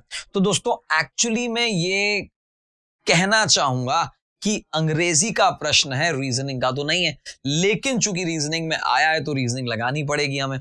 मैंने बहुत सारा दिमाग लगा के सोचा कि ये तो बन रहा है दोस्तों एक शब्द जिसे हम डिजीज कहते हैं। डिजीज यानी बीमारी होती है दोस्तों, आपको अच्छे से पता होगा। दोस्तों इससे मुझे हेल्थ निकल रहा है, ये भी आपको नजर आ रहा होगा। और इससे मुझे सिकनेस, SICKNESS, आप देखें 3 S है यहां पे। इसको मैंने बहुत सारा प्रयास किया समझाने का, लेकिन इससे जो वर्ड बनता है वो एक्चुअली इलनेस का अधूरा शब्द है। यानी इलनेस अगर मुझे लिखना है तो डबल L का प्रयोग करना ही पड़ेगा। आप देख सकते हैं यहां 2 S चाहिए थे तो 2 S थे, 2 E चाहिए तो 2 E थे। यानी जितने शब्दों का प्रयोग किया है उतना रिपीटेशन होता है।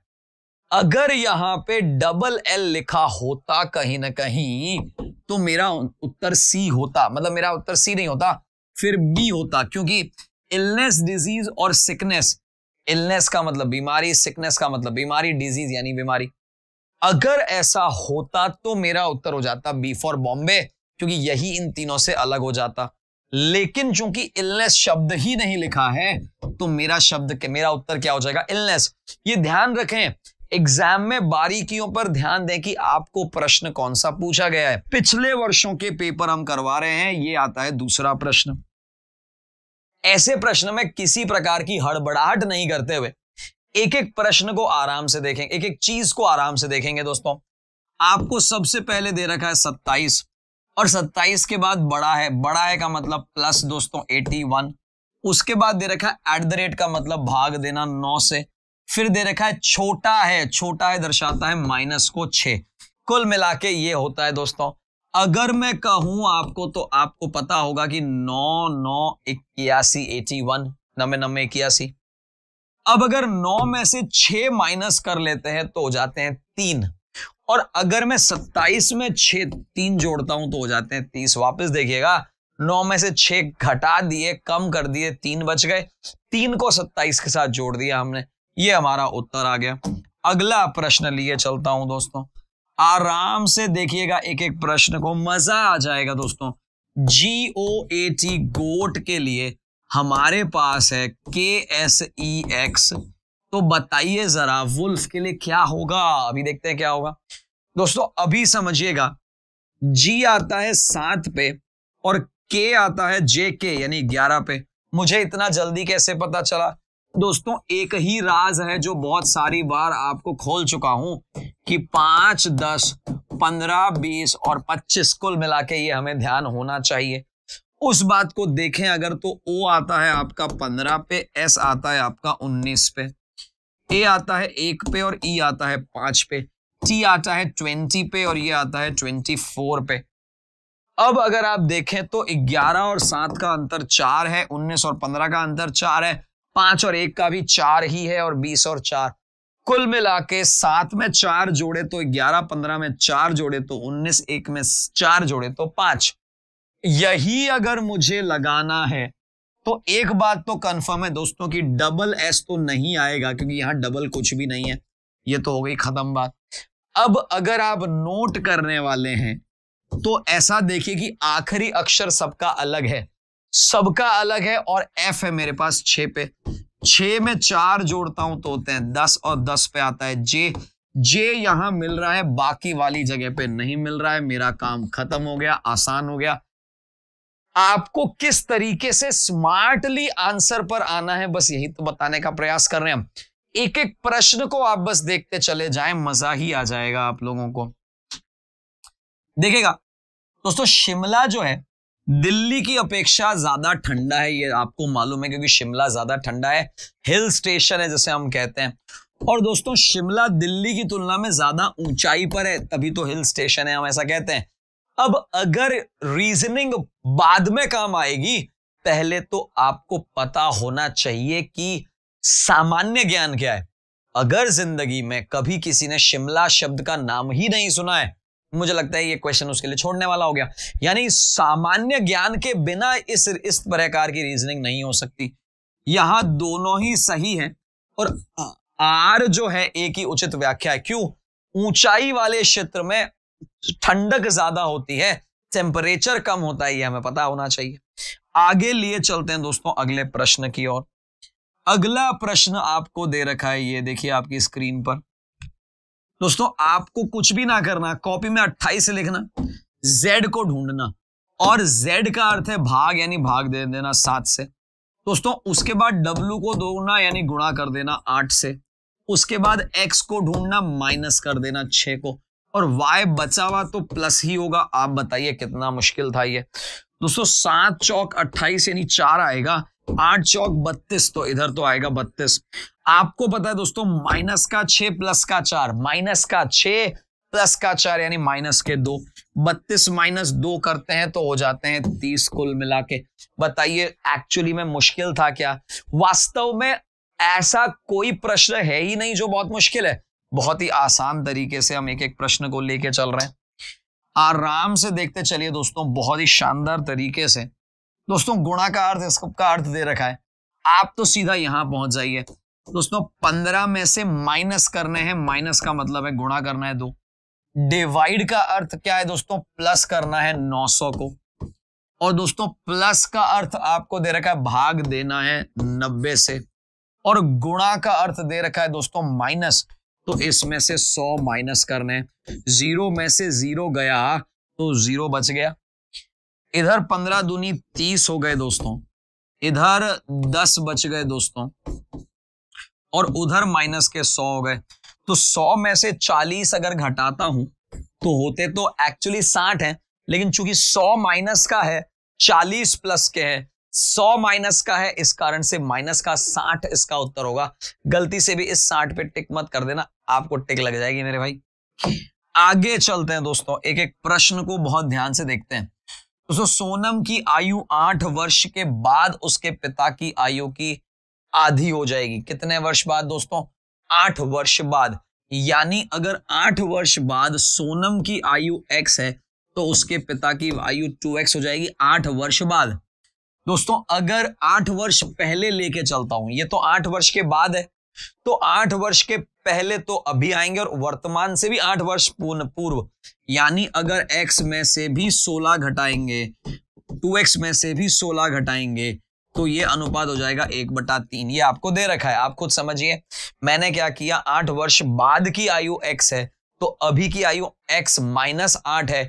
8 वर्ष पूर्व और पीछे जाना है, 2 बार -8 -16 हो जाएगा दोस्तों। इधर इसको मल्टीप्लाई करता हूं तो 3x माइनस 6 × 18 का 8, 3 एकम 3 और 1 4, 48 आ जाएगा। उधर इसको लेके चलते हैं दोस्तों 2x के साथ माइनस के 16। इधर ले आते हैं दोस्तों 2x माइनस x, आप ध्यान से देखिएगा, तो यहां तो बच गया x, उधर 48 चला जाएगा तो 48 माइनस 16, 48 में से अगर 16 माइनस कर लेंगे तो हमारे पास आएगा 32। यानी कुल मिला के x की वैल्यू क्या आई दोस्तों? 32। अब पूछा क्या है दोस्तों? सोनम के पिता की वर्तमान आयु, x की वैल्यू 32 है, तो एक्चुअली पिताजी की तो 2x थी, 2x का मतलब है 32 दूनी 64 आ गया। अब 64 तो है दोस्तों 8 वर्ष के बाद में, तो 8 वर्ष पहले यानी आज की तारीख में 64 में से 8 घटे तो 56 बचे दोस्तों। कुल मिला के मेरे पास उत्तर आ गया 56। आपको तरीका समझ आया होगा कि x की वैल्यू 32 आ गई, तो 2x की वैल्यू 64 हो गई, जो कि एक्चुअली 8 वर्ष के बाद की उम्र थी। 8 वर्ष बाद अगर 2x यानी कि 64 होने वाली है, तो आज यानी कि 8 वर्ष पूर्व यानी कि 64 माइनस 8 कर लें, 56 हो जाएंगे। अगले प्रश्न पे लिए चलते हैं आपको। बहुत ही प्यारा प्रश्न है, चूंकि बहुत छोटा है इसलिए सभी को ट्राई कर सकते हैं। 3 + 5 - 2। दोस्तों एक बात तो कंफर्म है, प्लस को माइनस से तो कन्वर्ट करना ही करना है, इसमें तो कोई आपत्ति है ही नहीं किसी को। तो एक काम करते हैं, यहां तो पहले माइनस ले ही आते हैं अपन, ठीक है ना, यहां माइनस और यहां प्लस। अब अगर मैं इधर 2 और 5 को डिफरेंस करता हूं तो देखिएगा 3 - 2 1 हो जाता है और 1 + 5 तो 6 हो जाएंगे, ये तो आएगा ही नहीं वापस। देखिएगा यहां 2 और यहां 5 हो गए, तो 3 में से 2 गए तो 1 बचा, 5 और 1 6 हो गए। दोस्तों इस बार तो 3 को 4 से ही बदल दिया है, कुल मिला के यहां पे ही मैं 4 ले आता हूं, इस 3 की जगह 4 ले आया साहब। 5 माइनस का है और 4 और 2 6। आप देखिएगा 4 और 2 6 - 5 1 हो जाना चाहिए, 4 3 तो नहीं आएगा, ये भी गलत हो गया दोस्तों। 2 और 4 को रिप्लेस कर दिया, यानी यहां पे 4 ले आया मैं, इस बार क्या होगा दोस्तों आप देख सकते हैं 3 में से 5 गए, आप देखेगा 3 में से 5 गए तो माइनस के 2 और माइनस के 2 और प्लस का 4। दोस्तों माइनस के 2 प्लस का 4 2 हो जाएगा, यही तो हमें चाहिए शायद। देखिएगा एक बार, शायद हमारा उत्तर सी में आ रहा है। 3 + 5 - 2 = 4। हमने कहा कि इसको 4 कर दो, इसको 2 कर दो, इसको माइनस कर दो, इसको प्लस कर दो। अब जरा देखो एक बार, अगर मैं कहूं आपसे 4 और 3 7, 7 - 5 2, यही मेरा उत्तर है, यही आपको चाहिए था। क्या ये तरीका समझ आया आप लोगों को? आगे बढ़ते हैं दोस्तों अगले प्रश्न की ओर। भारत में पुरुषों की तुलना में महिलाओं की आयु प्रतिशतता अधिक होती है। दोस्तों ये तो हमें आंकड़े पता होंगे तभी पता होगा, मतलब आंकड़ों के अनुसार चलें तो ये अभिकथन सही है। अब ये आंकड़े नहीं पता है तो इसमें कौन सी रीजनिंग लगा देंगे आप, इसलिए ऐसे कुछ प्रश्नों के बारे में पहले ही डिस्क्लेमर यानी बहुत क्लियर बता देता हूं आपको कि कहां पे आपको सामान्य ज्ञान होना जरूरी है। इस वाले प्रश्न को बिना सामान्य ज्ञान नहीं हल किया जा सकता।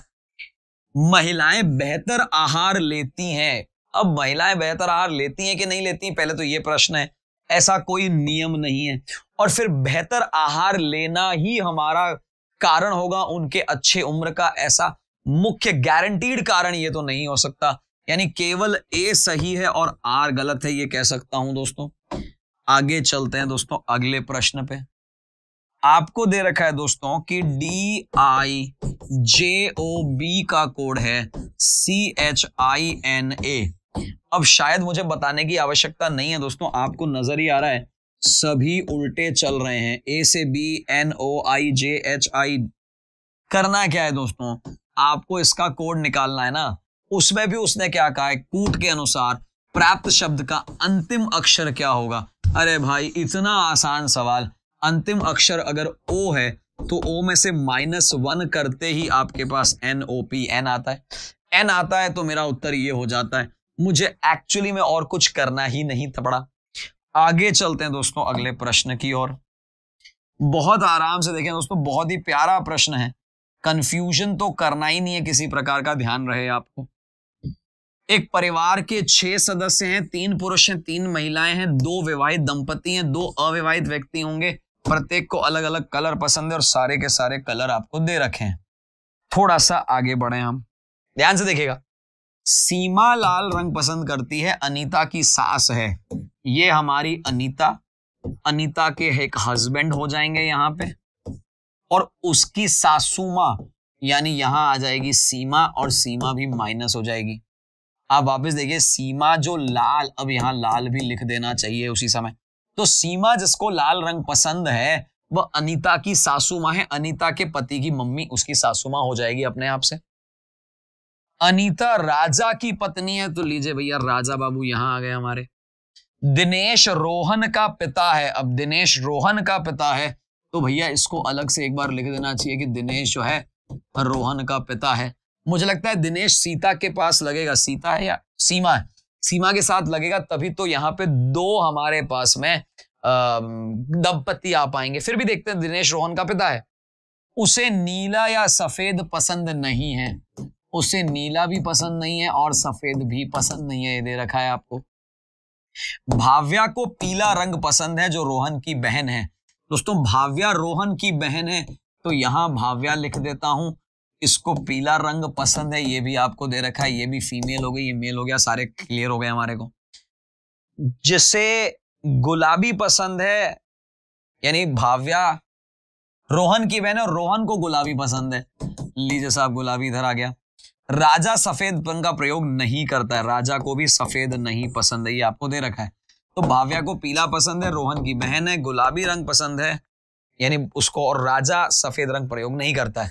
कुल मिला के काफी सारी चीजें आपको दे रखी हैं।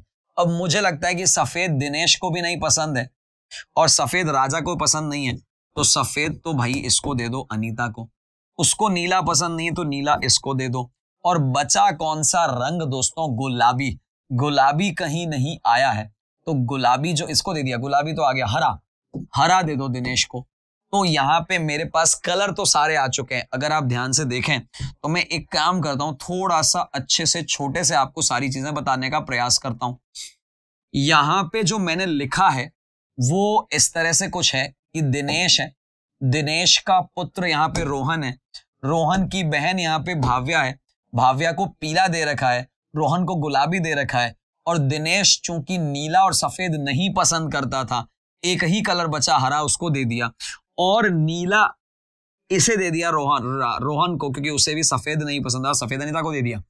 अब दो विवाहित दंपति होने का एक ही प्रश्न है दोस्तों कि रोहन जो है वो इधर आ जाएगा जो कि सीमा का पति होगा, और रोहन के ही पुत्र में, माफी चाहूंगा रोहन नहीं दिनेश जो है वो इधर आ जाएगा जिसको हरा पसंद है, और उसी के साथ नीचे एक जगह रोहन और एक जगह उसकी बहन भाव्या आ जाएगी।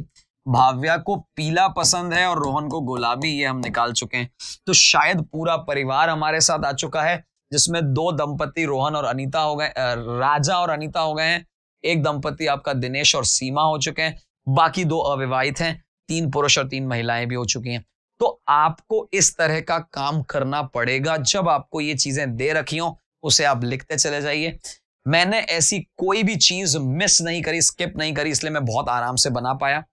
आपको लगता है कि थोड़ा फास्ट चले गए, कोई दिक्कत नहीं दोस्तों, थोड़ा सा पीछे चले जाइए, पुनः देख लीजिए, बहुत ही आसान पजल है ये।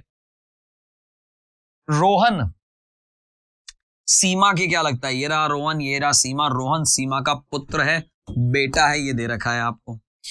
कौन सा रंग अनीता को पसंद है? दोस्तों अनीता को सफेद पसंद है, बिल्कुल सफेदी। कौन सा विवाहित जोड़ा है? दोस्तों आपको खुद को पता है विवाहित जोड़ा है, दिनेश और भाव्या का तो हो नहीं सकता क्योंकि बाप बेटी हैं, रोहन और भाव्या का हो नहीं सकता क्योंकि दोनों ही अविवाहित जोड़े हैं, दिनेश सीमा का पति है, ये आपको पता है, यही उत्तर हो जाएगा। रोहन तो अविवाहित है इसलिए आखिरी वाला भी गलत हो गया, बचा सिर्फ यही वाला। आगे चलते हैं दोस्तों अगले प्रश्न को लेकर। आपको दे रखा है ड्राइवर को 5 का है, बिलीव्ड को 7 का है, तो भैया एग्जामिनेशन को क्या कहोगे? आप देख सकते हैं दोस्तों 1 2 3 4 5 6 के लिए कोड आया है 5, 1 2 3 4 5 6 7 8, 8 के लिए कोड आया है 7, तो एग्जामिनेशन 1 2 3 4 5 6 7 8 9 10 11, कुल मिला के 6 के लिए 5 किया गया, 8 के लिए 7 किया गया, तो 11 - 1 10 इसका कोड हो जाएगा। शायद कोई 10 सेकंड लगेंगे आपको इस क्वेश्चन को करने के। दोस्तों यही हमारा प्रयास है कि आपको एक एक प्रश्न मैं यहां पे करवा रहा हूं, उस प्रश्न से जुड़ी सारी बातें आपको बता रहा हूं, और सबसे फास्ट सबसे तेज तरीका क्या हो सकता है उसी पे हमेशा बात करते हैं हम। आगे लिए चलते हैं दोस्तों अगले प्रश्न पे। ध्यान से देखिएगा दोस्तों, 2 बिंदुओं से कम 3 रेखाएं, मुझे यह समझ नहीं आ रहा कि ये 2 बिंदु हैं, इनसे 3 रेखाएं कैसे पास हो सकती हैं? इससे तो केवल एक ही रेखा पास होगी, इसके अलावा रेखा हो ही नहीं सकती। तो पहला तो बिल्कुल गलत है, उसने एक आएगी, सही विकल्प चयन करो, पहला तो बिल्कुल गलत है। दोस्तों यदि एक कोण की भुजा क्रमशः दूसरे कोण की भुजा के समांतर है, दोस्तों अगर वो भुजाएं दोनों समांतर हैं तो ये बात मान के चलिए कि दोनों कोण बराबर ही होंगे, क्योंकि दोनों की भुजाएं, और अनुपूरक या तो अनुपूरक होंगे। तो मुझे लगता है कि दोनों ही, पहला और दोनों ही सही नहीं है, ये मैं कह सकता हूं बिल्कुल। प्रश्न संख्या 800 पे आ चुके हैं दोस्तों। लगातार हमारी गाड़ी आगे बढ़ती चली जा रही है। मशीन के लिए कोड आपको 19 दे रखा है, देखें जरा दोस्तों। MACHINE का कोड जो आपको दे रखा है 19, 7, 9, 14, 15, 20, 11। ईमानदारी से अगर आप देखेंगे तो पता चलेगा M 13 पे है, A 1 पे है, C 3 पे है, H 8 पे है, I 9 पे है, N 14 पे है और E 5 पे है। ये आपको नजर आ रहा है। अब अगर मैं 13 में से 19 लाना है तो आपको पता है इसमें कुल मिला के 6 जोड़ने पड़ेंगे। 1 का 7 बनाना है तो भी 6 जोड़ने पड़ेंगे। 3 में 6 जोड़ेंगे तो 9 आएगा। 8 में 6 जोड़ेंगे तो 14 आएगा। 9 में 6 जोड़ेंगे तो 15 आएगा। N 14 पे है, 14 में 6 जोड़े तो 20 हो जाएगा। और 5 जो कि 5 नंबर है, 6 जोड़ेंगे तो 11 हो जाएगा। कुल मिला के मुझे जो भी दिया गया क्रमांक है उसमें सभी के अंदर 6 जोड़ना है, बस यही तो करना है दोस्तों। अगर 6 मुझे जोड़ना है तो सबसे पहले मैं क्या करूंगा, मैं इधर ध्यान नहीं दूंगा क्योंकि सभी 7 आ रहे हैं, इधर ध्यान नहीं दूंगा क्योंकि इधर सभी 20 आ रहे हैं। एकमात्र इधर अगर ध्यान दे दिया जाए तो मेरा उत्तर आ जाएगा। मैं क्यों अपना समय बाकी जगह पे व्यतीत करूं, बेकार करूं। आपको यह समझ आ रहा होगा अच्छे तरीके से कि दोस्तों मुझे डेंजर का कोड निकालना है। पीछे से तीसरा, मेरी बात को समझिएगा, पीछे से तीसरा जो है वो G है। दोस्तों G आता है 7 पे, 7 पे आता है और 7 में अगर मैं 6 जोड़ दूंगा तो 13 हो जाएगा। 13 एकमात्र इधर ही दे रखा है। मुझे दूसरी जगह एक्चुअली दिमाग लगाने की आवश्यकता ही नहीं है। मैंने एक ही कोड को निकाल के पूरा उत्तर निकाल दिया। दक्षिण में जाने की अब आवश्यकता आपको नहीं पड़ेगी। लीजिए दोस्तों अगले प्रश्न पे लिए चलता हूं।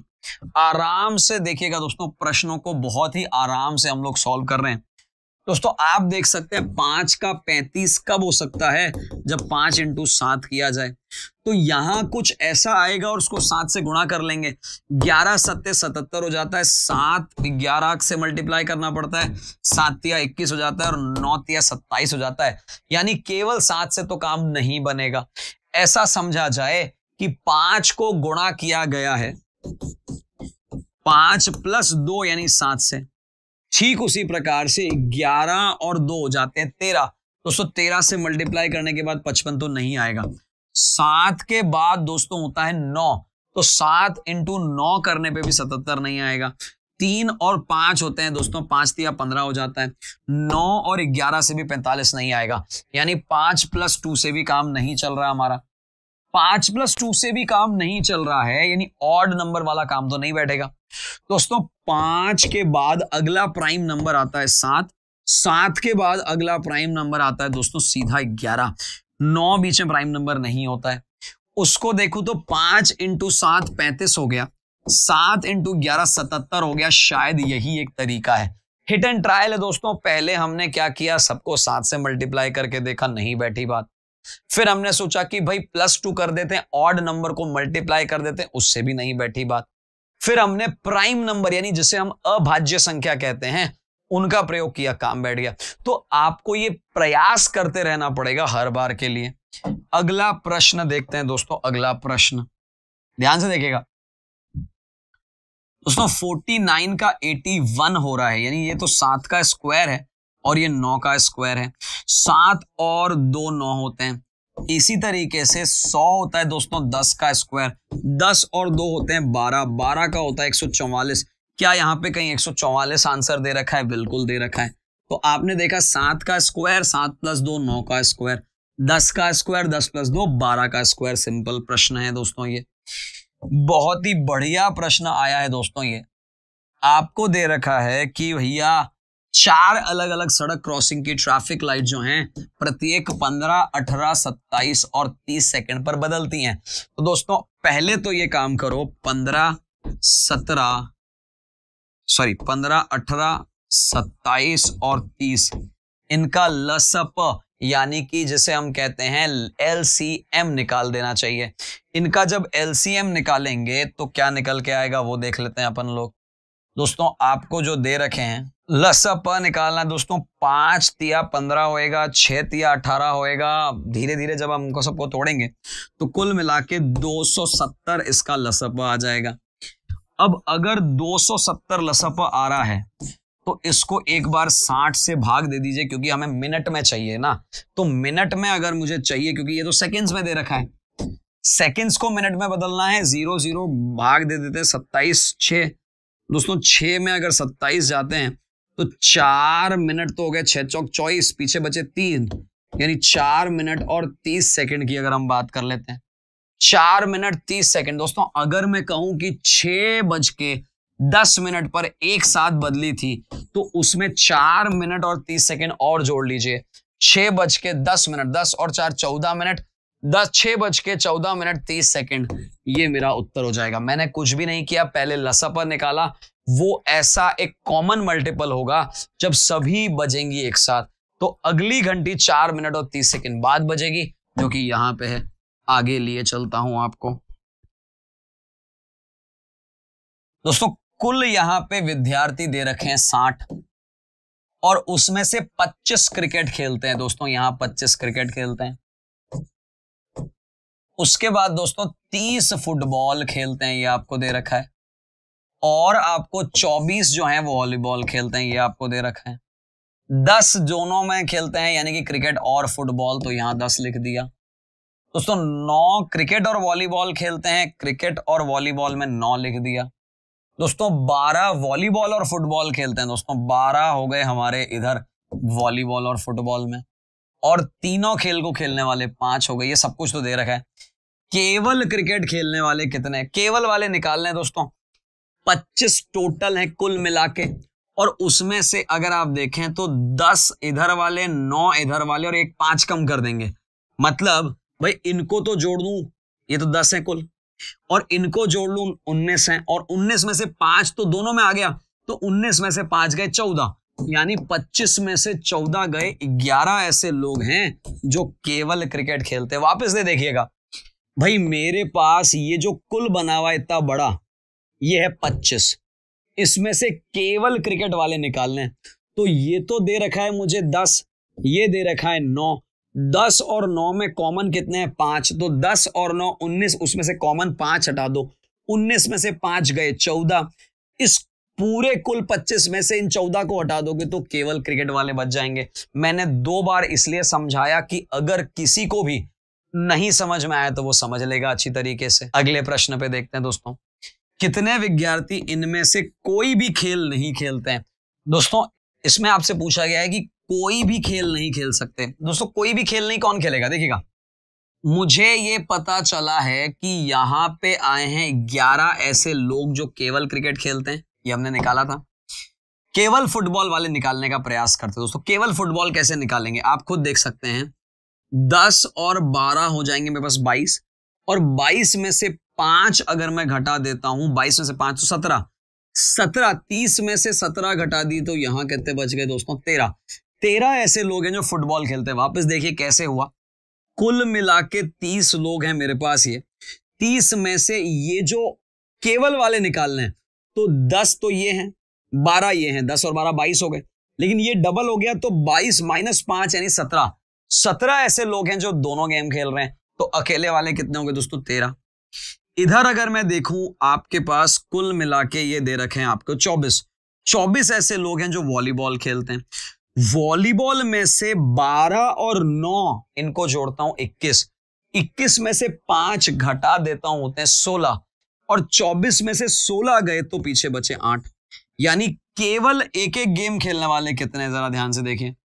हम एक काम करेंगे बहुत सिंपल सा, 60 में से पहले केवल एक एक खेलने वाले, तो आप देखिएगा केवल एक वाले कितने हैं भाई, 11 और 13 और 8, तो 11 और 8 हो गए 19 और 13 हो गए 32, तो यहां 32 तो वो जोड़ दिया मैंने। अब 2 खेल खेलने वाले कौन है, ध्यान से देखिएगा, 2 खेल खेलने वाले दोस्तों आप देख सकते हैं, 10 में से 5 गए तो 5 बचे, 9 में से 5 गए तो 4 बचे, और 12 में से 5 गए तो 7 बचे। 7 और 5 12 और 4 12 और 4 हो गए 16, तो ये भी हम घटा देते हैं।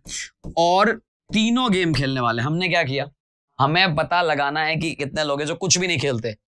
केवल एक गेम वाले हटा दिए, केवल 2 वाले हटा दिए, केवल 3 वाले हटा दिए, केवल वाले सारे हटा दिए। जो गेम खेलते हैं वही बचेंगे जो नहीं खेलते हैं।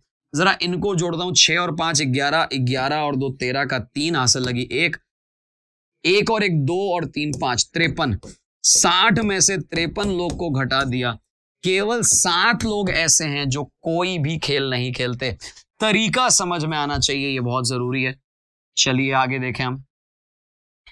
कितने विद्यार्थी केवल 2 गेम खेलते हैं? केवल 2 गेम वाले तो मैंने बता ही दिए थे आपको, 4 पहले, 5 पहले और 7 पहले। दोस्तों 9 में से 5 कॉमन वाले हटा दिए, 4 बचे। 10 में से 5 कॉमन वाले हटा दिए, 5 बचे। 12 में से 5 हटा दिए, 7 बचे। इनको जरा जोड़िए, 4 और 5 9 और 6 16। केवल 16 लोग ऐसे हैं जो केवल 2 खेल खेलते हैं। तो ये वाला कॉन्सेप्ट आपके दिमाग में क्लियर होना चाहिए। कोई तरह का डाउट है, कोई ऐसा प्रश्न है जो नहीं समझ आ रहा है दोस्तों, नीचे आप कमेंट बॉक्स में जरूर लिखें, बहुत ही मजा आ जाएगा। आगे लिए चलता हूं दोस्तों, बहुत ध्यान से देखेगा। भारत में स्मार्टफोन उपयोगकर्ताओं की संख्या तेजी से वृद्धि होती हुई दिख रही है। ये तो आपको भी पता है, स्मार्टफोन तो बहुत है। उत्तम 3G और 4G कवरेज, सस्ती कीमत है। दोस्तों बहुत क्लियर रीजन है कि आप ए भी सही है, आर भी सही है और व्याख्या भी उचित है। क्यों है दोस्तों? भाई स्मार्टफोन उपयोगकर्ता बढ़ते जा रहे हैं, क्यों? क्योंकि 3G 4G सस्ता हो गया है। सस्ता हो गया तो हर एक की पहुंच में हो गया, यानी दोनों सही है, दोनों सही है और उसकी उचित व्याख्या भी है।